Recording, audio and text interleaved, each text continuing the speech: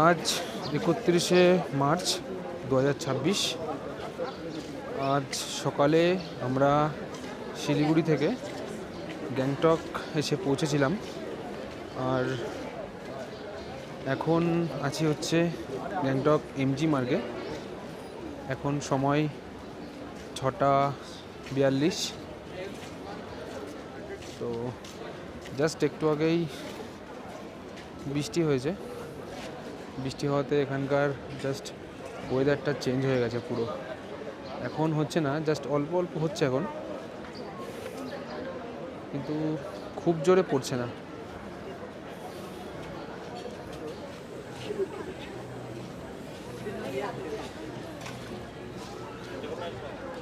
হচ্ছে এমজি মার্কের টোটাল ভিউটা।